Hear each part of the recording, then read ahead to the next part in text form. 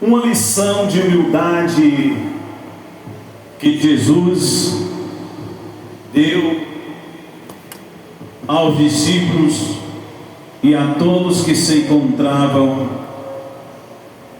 naquele momento. Está escrito em João capítulo 13, a partir do verso 12.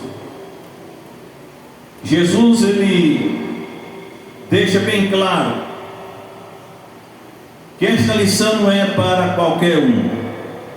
Esta lição é para aqueles que ele chamou, e é um compromisso com Deus. Jesus, enquanto ninguém lavou os pés dele, ele pegou uma vasilha de água e lavou os pés dos discípulos ali daquele momento que estava ali. E ele enfatiza bem que não é para qualquer um essa lição, mas aqueles que servem a Deus, que aceitou a Jesus Cristo como Salvador, aqueles que também receberam cargos importantes. E Jesus nada mais é o Filho de Deus. Imaginamos o Filho de Deus lavando os pés dos homens pecadores, enquanto os pés dele ninguém lavou. Mas ele assim o fez para mostrar que aquele que vem de Deus tem que ter humildade. Quem não tem humildade no coração, na sua alma, não pode dizer que serve a Cristo. Louvado seja o nome do Senhor. Jesus diz: compreendeis o que vos fiz? Depois que ele lavou os pés, ele perguntou a todos: vocês compreendem o que eu fiz? Aleluia!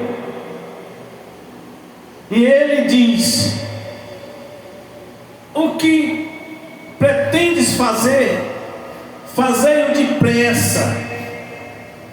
São as palavras de Jesus. Nós não podemos deixar para amanhã o que nós podemos fazer hoje. Se existe uma pessoa passando fome hoje, e você tem algo a fazer por aquela pessoa, por aquela família, não, amanhã eu vou. Não, vá hoje, vá agora. É o que Jesus nos mostra. Aleluia.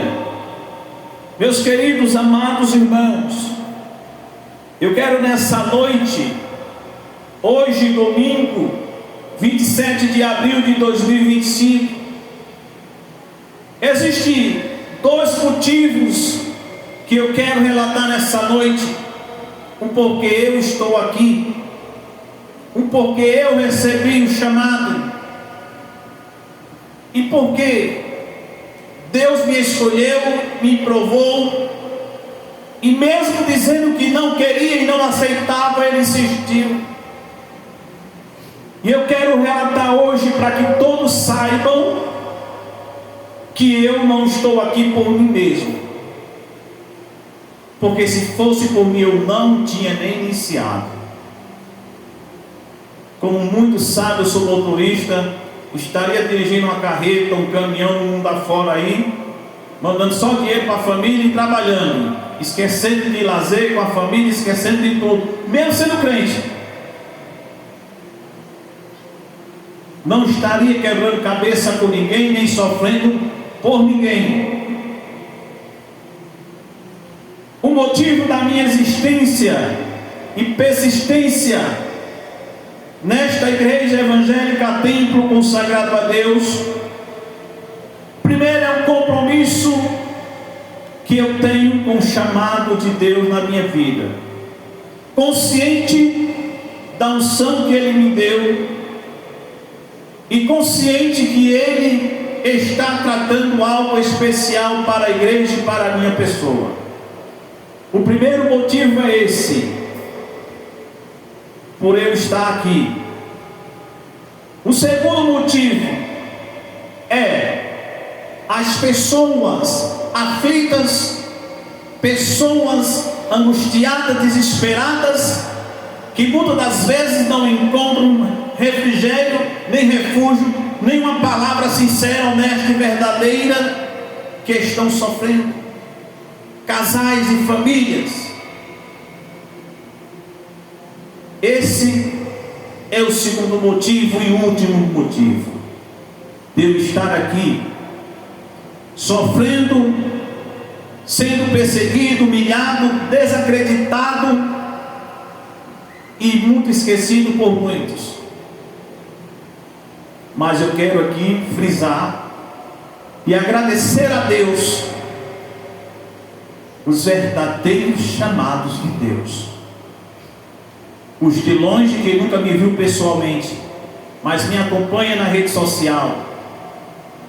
E muitos sabem que eu sou sincero até na rede social, que eu falo quando eu estou angustiado, desesperado, vou desistir. Eu faço vídeo lá porque eu quero que as pessoas vejam quem eu sou. Tem até uma pessoa que comentou no vídeo que eu gravei essa semana, angustiado, desesperado, e ela disse: é o fim dos tempos que o pastor fala um negócio desse. Porque as pessoas estão acostumadas a viver de fantasia. Porque muitos passam coisas piores do que eu, entre adultério, pecado,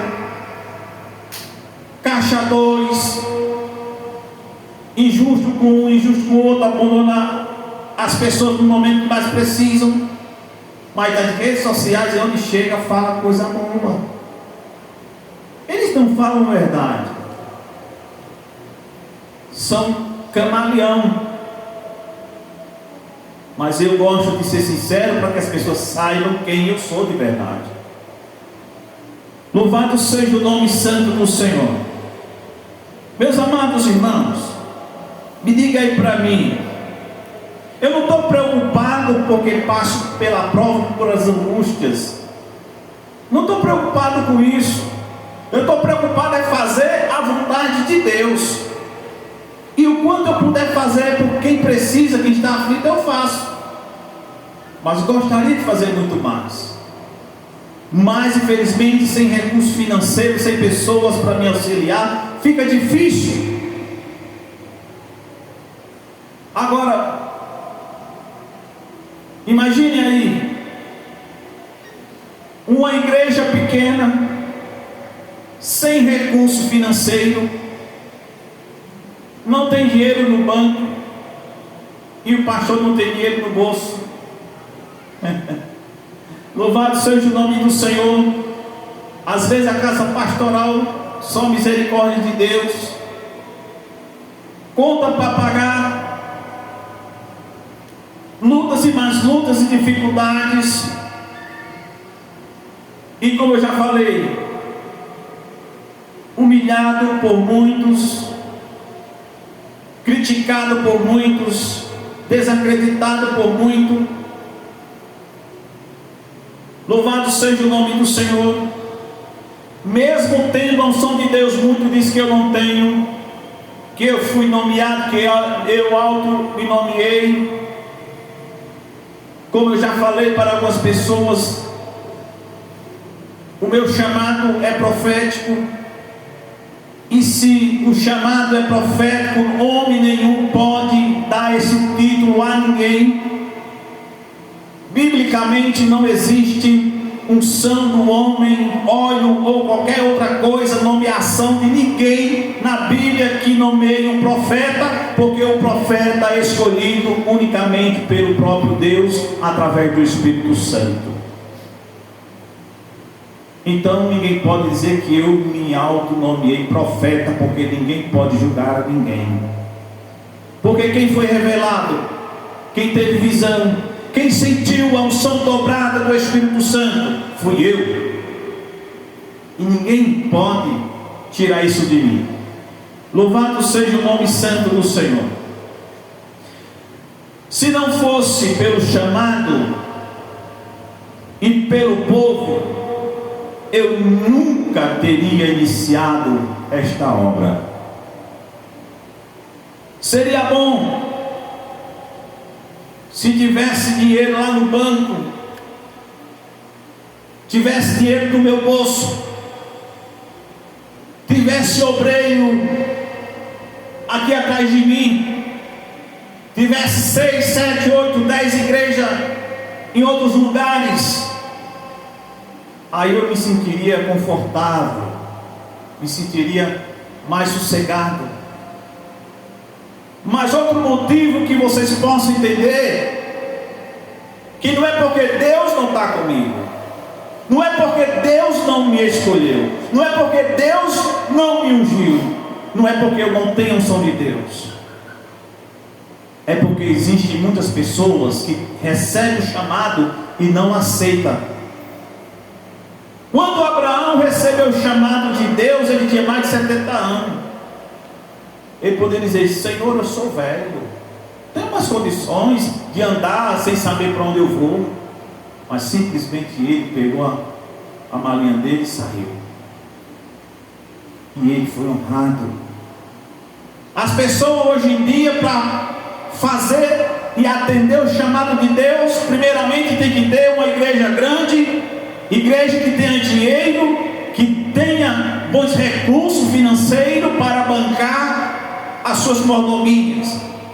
Tem que ter multidão para se exaltar, para se engrandecer. Agora, construir algo através do chamado de Deus, poucos querem. Louvado seja o nome santo do Senhor. Meus amados irmãos, olha para a Bíblia. Que foi que Abraão levou? Ninguém falou com Abraão, foi o próprio Deus que falou com Abraão, gente. Vamos acordar para viver a Bíblia. Só quem escutou a voz de Deus foi Abraão. E o único ali que existia ali para ser usado por Deus era Abraão, não tinha mais ninguém. Era Abraão e Deus, Deus e Abraão. Não teve ninguém ali para estar dizendo aqui: a partir de hoje você é um missionário. Ninguém pode tirar esse título de Abraão, não. O trabalho de Abraão é um trabalho missionário, ardente, andando a pé, debaixo de sol, de chuva e muitas das vezes passando necessidade ali, sofrendo, resolvendo as coisas. Uma verdadeira obra missionária, que hoje ele é o pai da fé. Nós podemos citar o profeta Jeremias. Que foi que esse homem levou? Qual foi a riqueza desse homem?